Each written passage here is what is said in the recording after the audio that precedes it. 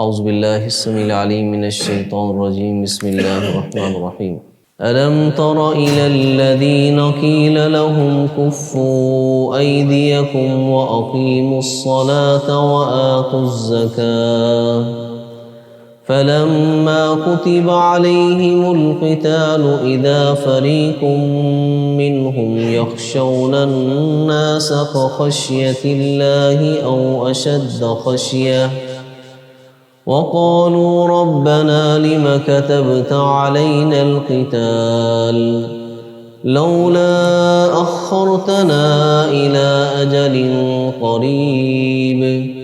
قل متاع الدنيا قليل والآخرة خير لمن اتقى ولا تظلمون فتيلا أينما تكونوا يدرككم الموت ولو كنتم في بروج مشيدة وإن تصبهم حسنة يقولوا هذه من عند الله وإن تصبهم سيئة يقولوا هذه من عندك قل كل من عند الله فما لهؤلاء القوم لا يكادون يفقهون حديثا۔ مکہ کے اندر ہجرت سے پہلے مسلمانوں کی حالت بہت کمزور تھی۔ ظلم ہونے کے باوجود ایمان بہت مضبوط تھے، تو بعض لوگوں نے نبی کریم صلی اللہ علیہ وسلم سے مکی دور کے اندر جہاد کرنے کی اجازت مانگی کہ ہمیں اجازت دی جائے کہ ہم ان کے خلاف کھڑے ہوں، ان ظالموں کا ہاتھ روکیں۔ تو چونکہ مکی دور تھا، نئے نئے مسلمان ہوئے تھے، تو اللہ رب العزت نے دو چیزوں کا حکم دیا۔ ایک تو یہ ہے کہ تم اپنے اندر صبر پیدا کرو اور برداشت پیدا کرو، حالات کا مقابلہ کرو۔ دوسرے نمبر پر اپنے عقائد اور عبادات پہ زور دو کہ نماز کو قائم کرو، نماز کا دامن نہ چھوڑو، زکوٰۃ ادا کرو، یعنی اپنا مال خرچ کرو، کسی نہ کسی طریقے سے مسلمانوں کو ریلیف ملے۔ تو جب ہجرت کر کے مدینہ منورہ صحابہ اکرام رضوان اللہ علیہم اجمعین تشریف لے گئے، تو ان میں سے بعض لوگ ایسے تھے جب جہاد کی فرضیت ہوئی تو پھر جہاد سے پس و پیش کرنے لگ گئے، جہاد سے پس و پیش کرنے لگ گئے کہ ابھی تو ہم جو نا ہجرت کی ہے، تو ابھی سے جو نا وہ قتال کا حکم آ گیا، جنگ کرنے کا حکم آ گیا، اسے کچھ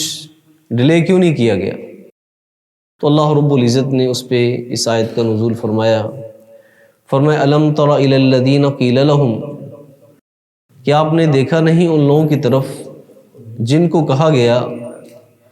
کفوا ایدیکم، اپنے ہاتھوں کو روکے رکھو، اپنے ہاتھوں کو روکے رکھو، یعنی برداشت کرو، صبر سے کام لو اور حالات کا مقابلہ کرو، اپنے ہاتھ نہ اٹھاؤ۔ اب جناب جہاد کا حکم نہیں ہے، اب جہاد کی نوعیت تبدیل ہو چکی ہے۔ اب یہ ہے کہ تم حالات کا مقابلہ کرو اور اللہ سے اپنے تعلق کو مضبوط کرو، اور مسلمانوں کے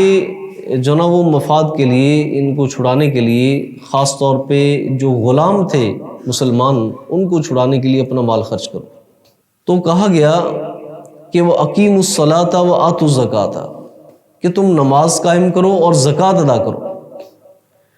اور مکہ میں یہی جہاد تھا کہ اللہ کی عبادت کرو اور اپنا مال خرچ کرو۔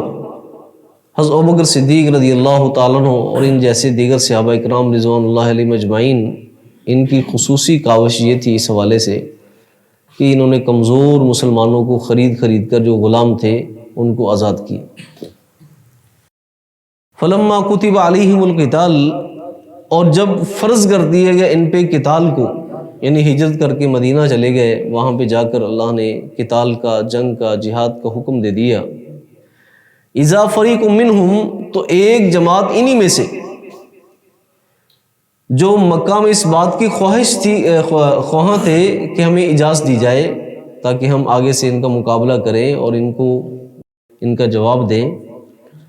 تو اذا فریق منہم، ایک جماعت ان میں سے، یخشون الناس کا خشیت اللہ، وہ لوگوں سے اس قدر ڈرنے لگے جس طرح اللہ سے ڈرا جاتا ہے، او اشد خشیہ، یا اس سے بھی کہیں زیادہ ڈرنے لگے کہ جناب وہ جہاد کیوں فرض کر دیا گیا۔ وقالوا، اور کہنے لگے، ربنا، اے ہمارے پروردگار، لما کتبت علینا القتال، تو نے ہم پہ جہاد کیوں فرض کر دیا، لولا اخرتنا الی اجل قریب، تو نے کیوں نہیں ہمیں مہلت دی قریب مدت تک، یعنی تھوڑی سی ہمیں مہلت اور دے دیتے، ہم تھوڑا سا سیٹل ہو جاتے۔ قل، آپ کہہ دیجئے، متاع الدنیا قلیل، دنیا کی سود مندی بہت کم ہے، دنیا کا سامان بہت کم ہے، والآخرۃ خیر لمن اتقی، اور آخرت کہیں زیادہ بہتر ہے اس شخص کے لیے جو پرہیزگاری اختیار کرتا ہے۔ اور بلکہ نبی کریم صلی اللہ علیہ وسلم نے فرمایا کہ ایک آدمی سمندر میں انگلی ڈبو کر باہر نکال لے، جتنا پانی اس کی انگلی کو لگا نا، یہ حیثیت ہے دنیا کی آخرت کے مقابلے میں، یہ حیثیت ہے دنیا کی آخرت کے مقابلے میں۔ سمندر کتنا بڑا ہے، اور اس سے جو نا وہ تھوڑا سا پانی انگلی کے ساتھ لگ جائے، دنیا کی اتنی حیثیت بھی نہیں۔ تو فرمایا کہ دنیا کا سامان بہت قلیل ہے، بہت کم ہے، ساری دنیا بھی جمع کر لی جائے آخرت کے مقابلے میں بہت تھوڑی سی، چھوٹی سی، لیکن آخرت جو ہے کہیں بہتر ہے اس آدمی کے لیے جو پرہیزگار ہے۔ وَلَا تُظْلَمُونَ فَتِيلًا، اور دھاگے کے برابر بھی تم پہ ظلم نہیں کیا جائے گا، دھاگے کے برابر بھی تم پہ ظلم نہیں کیا جائے گا۔ اینما تکونوا یدرککم الموت، رہا یہ مسئلہ کہ تم نے کہا کہ جہاد کیوں فرض کیا گیا، اور جہاد سے پس و پیش اس لیے کیا جا رہا تھا کہ کہیں ہمیں موت نہ آ جائے، کہیں ہم شہید نہ کر دی جائیں۔ اینما تکونوا یدرککم الموت، جہاں کہیں بھی تم ہوگے نا، تمہیں موت آن لے گی، تمہیں موت جو نا وہ تلاش کر لے گی۔ وَلَوْ كُنْتُمْ فِي بُرُوجٍ مُشَيَّدَةٍ، اگرچہ تم مضبوط برجوں میں ہی کیوں نہ ہو، مضبوط قلعوں میں کیوں نہ بند ہو جاؤ، وہاں پر بھی تمہیں موت آ کر رہے گی۔ لیکن ایمان کی کمزوری تھی، وَإِن تُصِبْهُمْ حَسَنَةٌ، اگر پہنچتی ان کو حسنۃ کوئی بھلائی، یقولو تو کہتے ھذہ من عند اللہ، یہ اللہ کی طرف سے۔ وَإِن تُصِبْهُمْ سَیِّئَةٌ، اگر انہیں کوئی تکلیف پہنچتی اور کوئی آزمائش پہنچتی، یقولو تو کہتے ھذہ من عندک، یہ آپ کی وجہ سے، یعنی نبی کریم صلی اللہ علیہ وسلم کو الزام دیتے یہ آپ کی وجہ سے۔